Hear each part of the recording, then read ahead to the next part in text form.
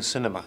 I am your host, garyx wormuloid. This week's artifact is Old Boy, starring Choi min-sik, which roughly translated means Korean Josh Brolin. Now I should probably give you a spoiler alert, but I'm not going to, because my policy is that if you haven't seen it after 12,000 years, you're probably not going to see it. Old Boy tells the story of Dae-soo, a man who's celebrating his daughter's 4th birthday by getting wasted, which is what humans call it when they get slizzard.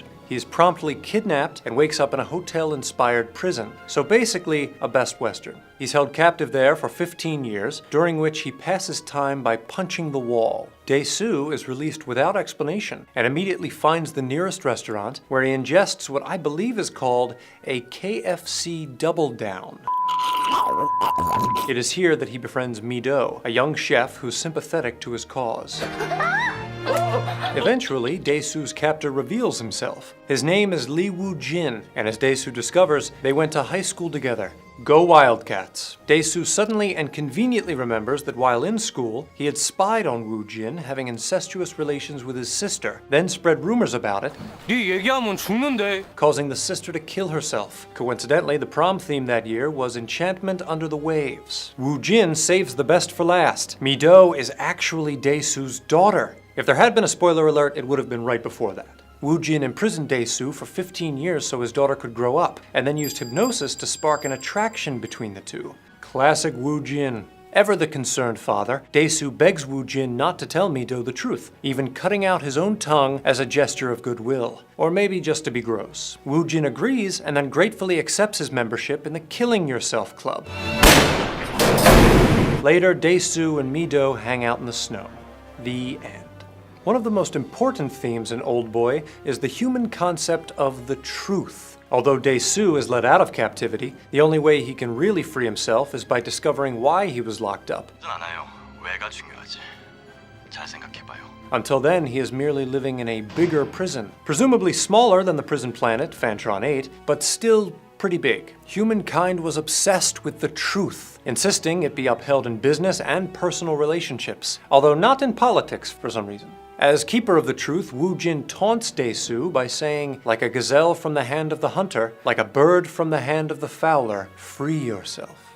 The best way to free yourself is with money. I'm talking cold, hard won. Woo-jin is exorbitantly wealthy, which makes him virtually omnipotent, like the flying guy in the Superman movies. With enough money, he can pay to have a man imprisoned for 15 years, or get a man to cut off his own hand, or have a doctor install a kill switch for his pacemaker. Heck, with the kind of dough he's throwing around, he could probably buy the New York Yankees, whatever that is. Conversely, Dae-soo is a salaryman, whose name means getting through one day at a time. He fights back against the system using common items like a hammer, a symbol of the proletariat, and a toothbrush, a symbol of Tartar control. You might even say Old Boy holds a mirror up to capitalist society. The reason you might say this is because mirrors are featured prominently in the film. Here we go, rapid fire. Dae-soo tries to kill himself using glass from a mirror. When Dae-soo confronts Woo-jin, he is shown in a mirror. Woo-jin's sister uses a mirror to see Dae-soo spying on her. Dae-soo's face is reflected at the end of the photo album, and during the final hypnotism, Dae-soo sees the monster's reflection in the window.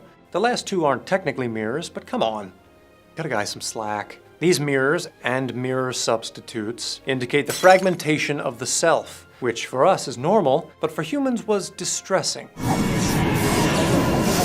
Dae-soo asks himself, after my revenge, will I be able to go back to the old Dae-soo? The old Dae-soo has a tongue, so probably not. Dae-soo is similar in many respects to the Greek character Oedipus, from his name to his haircut.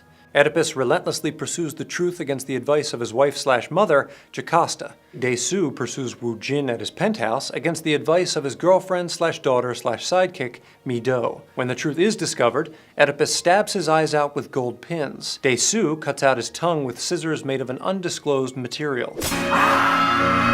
Most likely metal. Woo-jin says revenge is good for your health, like a nice juice cleanse. But what happens when the revenge is complete? Will those old painful feelings return? I'm leaning towards yes. Perhaps the only real salvation is to forget. After Dae-soo finds out about the whole daddy-daughter situation, he asks the hypnotist to help him forget his secret and kill the monster. 몬스터는 70살에 죽게 됩니다.